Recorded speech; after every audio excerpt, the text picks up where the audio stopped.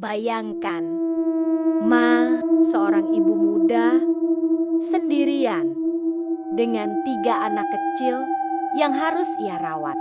Suaminya meninggal mendadak karena kecelakaan kerja. Semua harta habis terjual. Tidak ada yang tersisa kecuali rasa lapar dan tangisan bayi. Setiap malam, di tengah keputusasaan, satu-satunya harapan yang muncul bukanlah bantuan dari keluarga, bukan pula pertolongan dari sahabat, melainkan sebuah cerita lama tentang makhluk tanpa tubuh yang bisa memberi apa saja dengan syarat menyerahkan bagian tubuh darah dagingnya sendiri. Malam ini saya akan bercerita tentang Sally, seorang ibu yang begitu putus asa hingga ia nekat menggadaikan anaknya demi kehidupan baru yang penuh kemewahan. Tapi harga dari perjanjian itu jauh lebih gelap daripada yang pernah ia bayangkan. Inilah kisah horor pekat perjanjian gelap Sally. Hidup Sally sejak setahun lalu tidak pernah sama lagi. Dulu ia masih bisa tersenyum walau sederhana, sebab ada suaminya di sisi. Suaminya bekerja keras di sebuah pabrik mebel. Meski penghasilan tidak besar, cukup untuk makan sehari-hari, cukup untuk menutupi biaya sekolah anak sulung mereka, cukup untuk membeli susu bayi yang baru lahir. Tapi semua itu berakhir begitu cepat. Di sebuah pagi kelam yang tak pernah ia bayangkan, kabar datang dari pabrik. Suaminya terlibat kecelakaan kerja, terjepit mesin besar, dan nyawanya melayang seketika. Sally menangis sampai tubuhnya gemetar semalaman. Ia tak tahu bagaimana bisa melanjutkan hidup dengan 3 anak perempuan kecil di rumah. Anak sulungnya berusia 7 tahun masih terlalu polos untuk mengerti arti kematian. Hanya tahu ayahnya tidak pulang lagi. Anak kedua baru 2 tahun, masih sering menangis mencari perhatian. Dan anak ketiga, bayi mungil 6 bulan, hanya bisa menggeliat sambil menangis lapar. Hari-hari pertama setelah pemakaman, rumah itu terasa begitu kosong. Tidak ada lagi suara langkah kaki suaminya. Tidak ada lagi bau keringat kerja yang selalu menyelimuti baju lusuhnya. Tidak ada lagi tawa renyahnya ketika bercanda dengan anak-anak. Yang tersisa hanya kesunyian dan jeritan bayi yang haus susu. Sally tak bekerja. Bagaimana bisa anak-anak masih terlalu kecil? Ia tak punya siopa-siopa untuk dititipi. Satu-satunya cara bertahan adalah menjual peninggalan suaminya. Sebuah mobil tua yang dulu dibeli dengan susah payah, dilepas dengan harga pas-pasan. Cincin kawin dan gelang emas peninggalan pernikahan pun terpaksa dilego. Setiap hari ada saja barang yang berpindah tangan, sampai akhirnya tidak ada lagi yang tersisa untuk dijual. Waktu berjalan lambat dan penderitaan menumpuk seperti batu yang menghantam dadanya. Makan harus dihemat, kadang hanya dengan nasi dan garam. Susu bayi diganti dengan air tajin. Malam-malam, ketika ketiga anaknya tertidur, Sally duduk di sudut kamar dengan mata merah, memeluk lutut, bertanya dalam hati, kenapa nasib begitu kejam? Sampai suatu sore, ketika langit mendung menggantung di luar rumah kayu itu, terdengar suara ketukan pintu.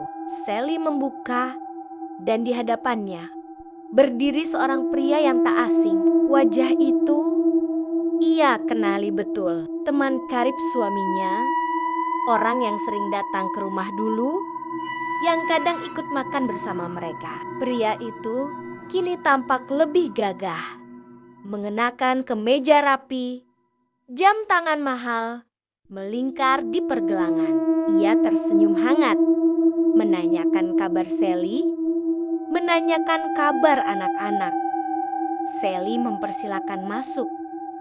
Hati kecilnya bergetar.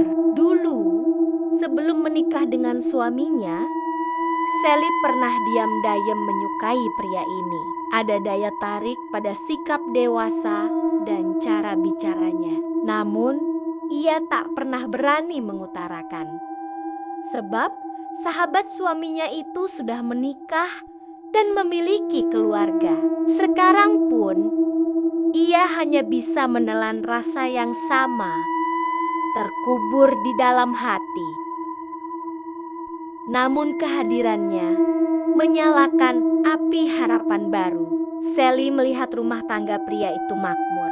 Ia punya toko perabot sendiri. Usahanya maju. Sally mulai membayangkan bagaimana seandainya bisa bersama dengannya. Hidup tidak akan sesulit sekarang. Anak-anaknya bisa makan layak, bisa sekolah, bisa punya masa depan.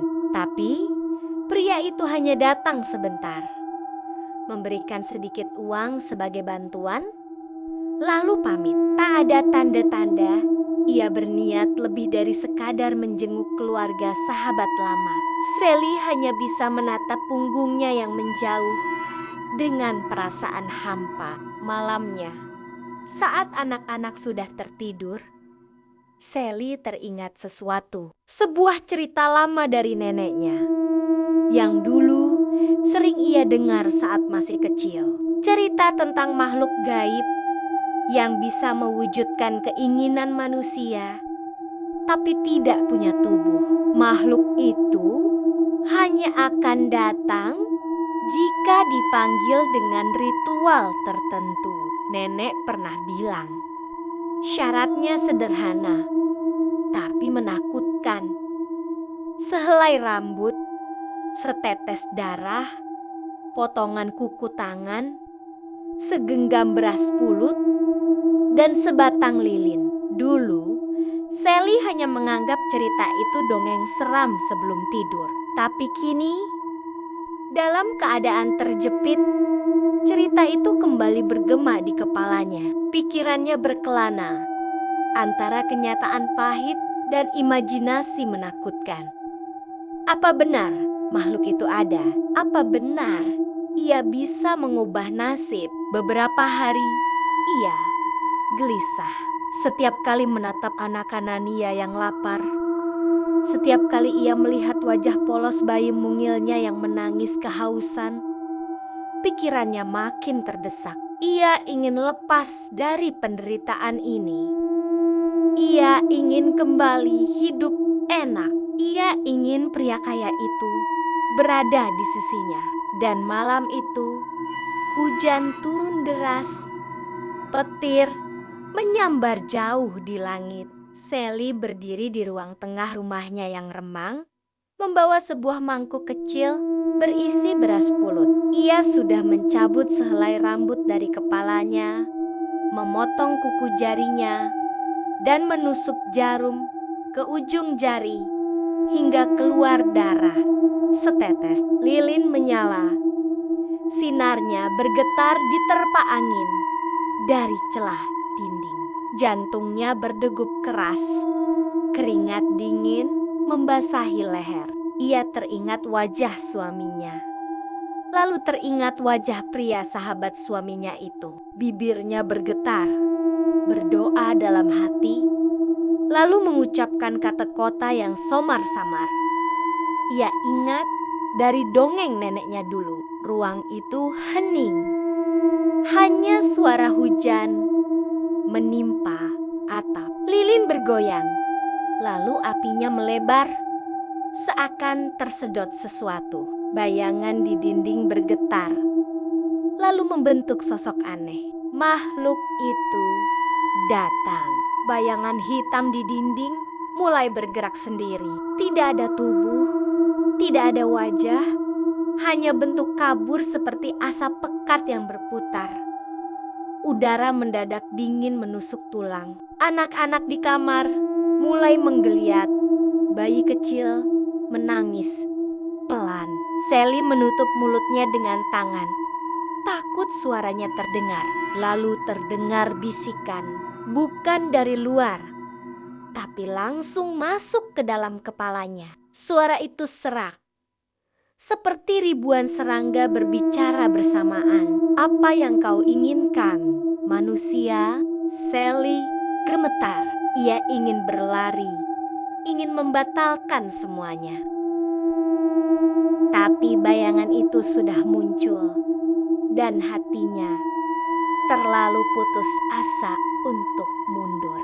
Ia menelan ludah, lalu berbisik, "Aku ingin hidup senang. Aku ingin dia mencintaiku. Aku ingin menikah dengannya." Bayangan itu diam sejenak. Kemudian terdengar suara tawa lirih, tajam, membuat bulu kuduk berdiri. "Itu bisa aku beri, tapi ada harga yang harus kau bayar." Sally menunduk. Suaranya bergetar. "Harga apa?" "Sebagian tubuh darah dagingmu sendiri." "Tubuh anak?" Sally terdiam. Tubuhnya seakan membeku. Bayinya menangis lagi dari kamar. Suara itu terdengar menyayat. Ia menutup telinga, tapi bisikan itu semakin kuat. "Berikan padaku dan keinginanmu akan jadi nyata. Jika tidak, aku kembali ke kegelapan dan kau tetap dalam sengsara." Hatinya berperang. Ia tahu itu gila. Ia tahu itu mengerikan. Tapi bayangan penderitaan selama setahun terakhir lebih kuat dari logika. Ia ingin lepas dari kesulitan. Ia ingin rumah megah, uang, dan pria yang diam-diam ia cintai. Tangannya gemetar saat ia masuk ke kamar. Anak sulung dan anak kedua tertidur pulas. Bayi kecil 6 bulan menatapnya dengan mata basah. Sally mengangkat bayi itu, mendekapnya sebentar. Air mata jatuh ke pipi mungil itu. "Maafkan ibu," bisiknya pelan. Di ruang tengah, ia menaruh bayi itu di atas kain lusuh. Dengan tangan bergetar, ia mengambil pisau dapur yang sudah ia siapkan. Bayi itu hanya merengek, tidak tahu apa yang akan terjadi. Dengan air mata deras, Sally menggertakkan gigi, lalu memotong kecil lidah bayi itu. Tangisan bayi pecah, darah mengalir, suara jeritan menyayat telinga. Tapi seketika itu juga, lilin padam dan bayangan menghilang. Besok paginya, kabar menyebar. Sally tiba-tiba dipinang oleh sahabat mendiang suaminya. Pria itu tiba-tiba merasa iba, merasa jatuh hati, merasa ingin bertanggung jawab. Tidak ada yang tahu apa yang sebenarnya terjadi malam itu. Sally menikah, ia pindah ke rumah megah, berpakaian indah, makan enak. 2 anaknya ikut bersama, tapi bayi yang kini bisu ia titipkan ke keluarga jauh di desa dengan alasan tidak mampu mengurusnya. Ia hanya menjenguk sebulan sekali, sekadar menunaikan kewajiban. Tahun demi tahun berlalu. Semua tampak baik-baik saja di luar, tapi malam-malam tertentu Sally sering mendengar bisikan dari kegelapan. Suara serak yang dulu datang di malam ritual. Suara yang terus mengingatkan bahwa perjanjian belum selesai. 3 tahun berlalu hingga malam itu datang. Malam itu dingin, angin bertiup kencang, pohon-pohon bergesekan. Di kamar rumah mewahnya, Sally duduk gelisah. Bayangan itu kembali muncul, tidak di dinding, tapi di dalam mimpinya yang kemudian terasa nyata. Suara serak itu kembali. Waktunya tiba. Harga yang kau bayar 3 tahun lalu hanya permulaan. Berikan lagi bagian tubuh anakmu. Jika tidak, semua yang kau miliki akan hilang. Sally terbangun dengan tubuh berkeringat, matanya liar, wajahnya pucat. Ia tahu ia tidak bisa melawan. Ia harus memilih lagi. Dan kali ini, ia sudah menentukan. Anak bungsunya yang kini berusia 3 tahun, masih bisu sejak lidahnya terpotong, sedang tidur pulas di rumah keluarganya. Sally datang malam itu dengan alasan menjenguk. Keluarga tidak curiga, sebab ia memang kadang datang mendadak. Tengah malam, ketika semua terlelap, Sally masuk ke kamar kecil tempat anak bungsunya tidur. Anak itu terbaring tenang, wajah polosnya bersih, nafasnya lembut. Sally duduk di tepi ranjang, menatap kaki kecil itu. Pisau berkilat sudah ia bawa. Tangannya bergetar, tapi suara itu kembali bergema. Lakukan atau semua lenyap. Sally mengangkat pisau, namun tiba-tiba pintu kamar terbuka. Seorang gadis kecil berdiri di sana. Anak sulungnya kini berusia 10 tahun, memandang dengan mata membelalak. Ia sudah cukup besar untuk mengerti. Selama ini, ia sering curiga dengan sikap ibunya. Sering mendengar bisikan ibunya berbicara sendiri. Sering melihat sorot mata aneh ketika menatap adiknya. "Ibu, jangan!" Suaranya bergetar, penuh ketakutan sekaligus keberanian. Pisau di tangan Sally jatuh beradu dengan lantai. Air matanya pecah, tubuhnya gemetar. Anak sulungnya berlari memeluk adik bungsunya, melindunginya dengan tubuh kecilnya. Sally menjerit. Suara parau bercampur histeris. Bayangan gelap di pojok kamar muncul sekali lagi, berputar seperti asap, lalu mengeluarkan tawa panjang. Perjanjian tak bisa kau hentikan, manusia. Jika kau menolak, akulah yang akan mengambilmu. Udara menjadi dingin, menusuk. Lilin yang menyala di altar kecil padam. Sally terjatuh di lantai. Tubuhnya menggigil hebat. Anak-anak menangis keras. Dan di malam itu, tak ada yang tahu pasti apa yang terjadi. Ada yang bilang, Sally hilang begitu saja tanpa jejak. Ada yang bilang, ia jatuh sakit keras dan meninggal beberapa hari kemudian. Yang pasti, sejak malam itu, 2 anak kecil itu tak pernah lagi melihat ibunya. Tinggallah mereka dengan luka batin yang tidak pernah benar-benar sembuh. Anak bungsu tumbuh tanpa suara. Anak sulung menyimpan rahasia besar tentang kegelapan yang pernah hampir merenggut nyawa mereka. Sedang di luar sana, orang-orang hanya melihat satu kisah singkat.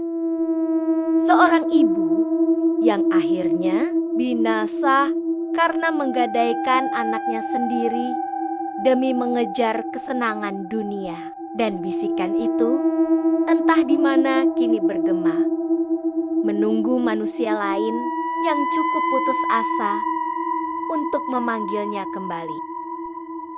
Itulah akhir dari kisah Sally, seorang ibu yang menukar kasih sayang anaknya dengan kemewahan dunia dan akhirnya ditelan sendiri oleh kegelapan yang ia undang. Kita bisa bertanya-tanya, apa yang sebenarnya terjadi malam itu? Apakah Sally benar-benar lenyap di bawah makhluk tanpa tubuh atau sakit jiwa karena rasa bersalahnya sendiri? Tidak ada yang tahu pasti. Yang jelas, anak-anaknya tumbuh dengan luka yang tidak pernah hilang, dan bisikan dari kegelapan masih menunggu orang-orang putus asa berikutnya. Kalau kalian berada di posisi Sally, apa yang akan kalian lakukan? Menyerah pada keputusasaan atau tetap bertahan demi anak-anak? Terima kasih sudah mendengarkan sampai akhir. Sampai jumpa di cerita horor berikutnya, hanya di Nyata atau Horor. Dan ingat, jangan pernah memanggil sesuatu yang tidak kalian mengerti.